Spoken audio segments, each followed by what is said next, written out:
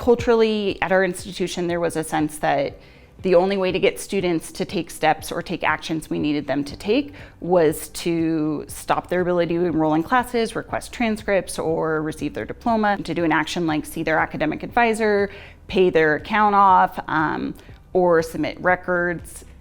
There was this thought that that was what was needed. So we wanted to take a really close look at the number, the quantity, how we communicate them, the steps students have to take to resolve them, and the frequency at which they were getting them. No one was making us do this. We really wanted to be looking at this and start a campus conversation about the topic. Well, what's occurred so far is the the whole campus understanding that that is potentially a barrier for students.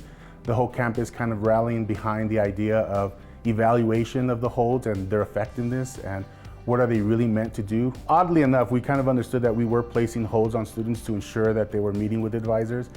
But when you see the number that you place, 99%, close to 100% of students in your campus with an enrollment hold, it kind of strikes you as to why are we preventing students from enrolling. So that was kind of stark, understanding that we ourselves are presenting barriers for students.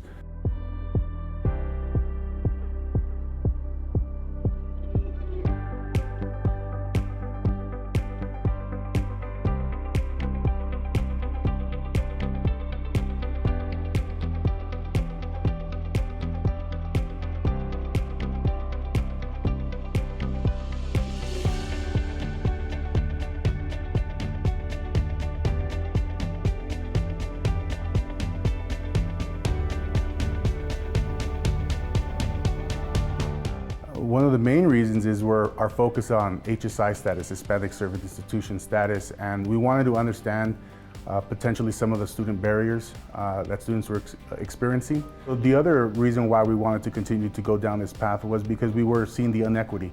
Students who did maintain the hold, kept the hold, usually were non-traditional students that were there for the first time, low-income students, and again, that's very impactful when the students that we're trying to help the most are the ones that are getting negatively impacted by these enrollment holds. And we found some interesting things.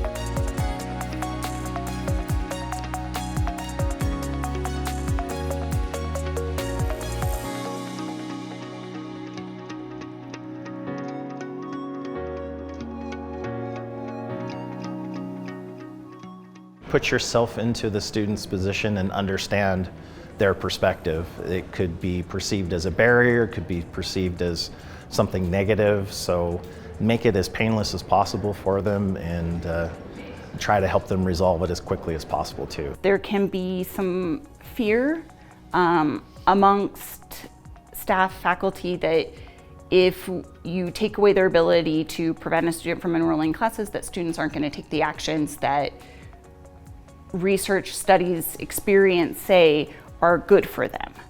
You have to have a very compassionate approach when you are doing this and make sure that you are including all of the campus partners in that conversation. It also meant that when new holds were requested, we had the conversation about, does this really need to stop their ability to register? All of the schools are trying to look at better processes, and something like this just really gave us a narrower focus. Instead of grasping at so many different things, it really allowed us to focus.